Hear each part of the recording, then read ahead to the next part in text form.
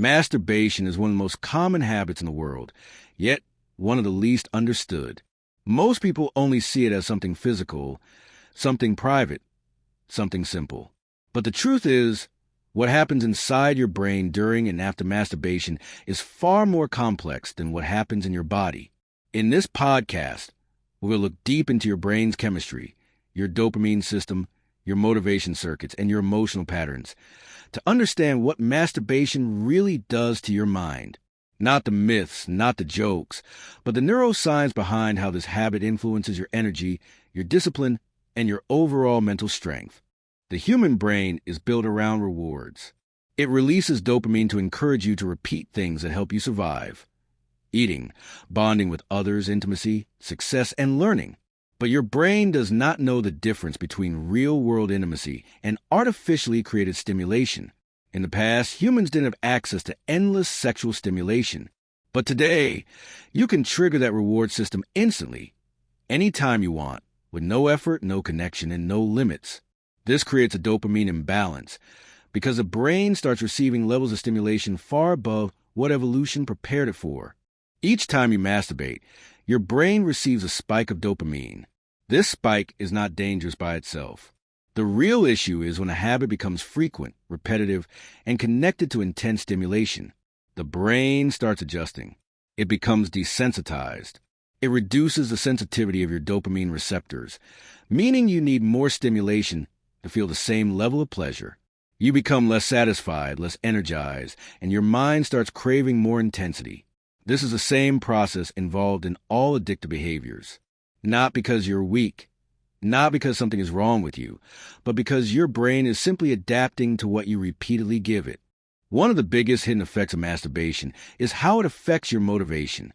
Dopamine is not just about pleasure. It is the chemical that drives your ambition, your discipline, your desire to take action.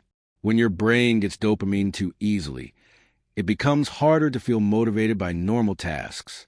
You begin to feel uninterested in work, studying, building your body, socializing, and improving your life. Your brain says, why push myself when I can get dopamine instantly? And this slowly turns into procrastination, mental laziness, and low ambition. This is one of the main reasons so many young adults feel stuck and unmotivated today. Another major side effect is brain fog. Many people describe feeling slow, tired, unfocused, and unable to think clearly. This is because constant overstimulation affects the prefrontal cortex, the part of your brain responsible for focus, memory, decision-making, and self-control. When you repeatedly overstimulate your dopamine system, this part of the brain becomes tired and less effective. You may find it hard to concentrate, to stay present, or to complete tasks without getting distracted.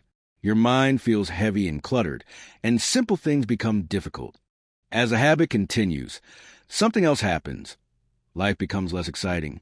Activities that used to bring joy, reading, learning, talking, going outside, exercising, begin to feel boring. This isn't your fault. It's your dopamine receptors becoming numb. Your brain gets used to high-intensity stimulation, so normal life doesn't give the same dopamine response.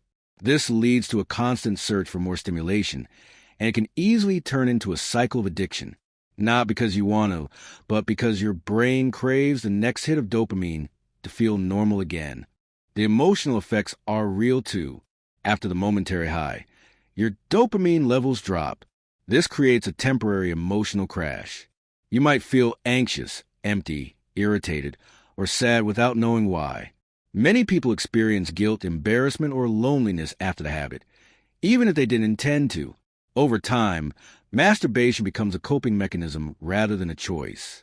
Instead of dealing with stress, boredom, or emotional discomfort, the brain learns to escape through quick stimulation. This creates a loop.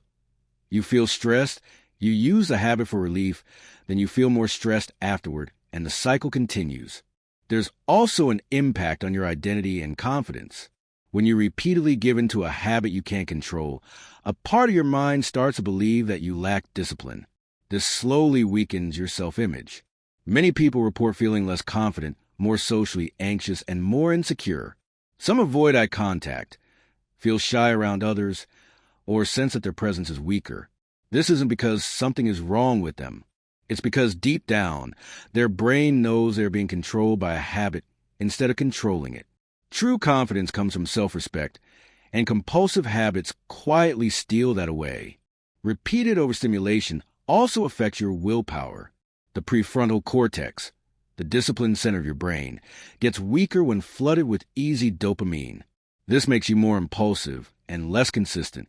Simple goals like waking early, working out, or staying focused become harder. You begin to lose long-term vision because your brain is trained to chase short-term pleasure instead. On the other hand, people who reduce or quit the habit often notice a sudden rise in self-control.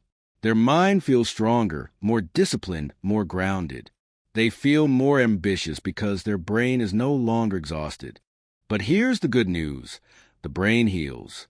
When you stop or reduce masturbation, your dopamine receptors begin to reset. This process is known as rebooting. Your mind becomes clearer. Your energy increases. Your confidence rises. You feel more alive, more present, more focused. Things that once felt boring start to feel enjoyable again. You start appreciating real life instead of digital stimulation. You gain emotional stability, stronger willpower, and deeper motivation. Many people notice their voice getting deeper, their posture improving, and their social presence becoming more confident. This is not magic. It's your brain returning to its natural balanced state. So what does masturbation really do to your brain? It doesn't destroy you. It doesn't make you a bad person. But in a world with unlimited stimulation, it can weaken your motivation, drain your discipline, create brain fog, reduce emotional stability, damage your self-confidence, and trap you in patterns that keep you from growing. Your brain was never designed for constant pleasure. It was designed for balance. And when you reclaim control over your habits, your brain rewards you with clarity, strength, focus, and energy. You become someone who is not controlled by urges but guided by purpose. This is FixCast, reminding you that your mind is more powerful than your impulses, and your future is stronger than your past.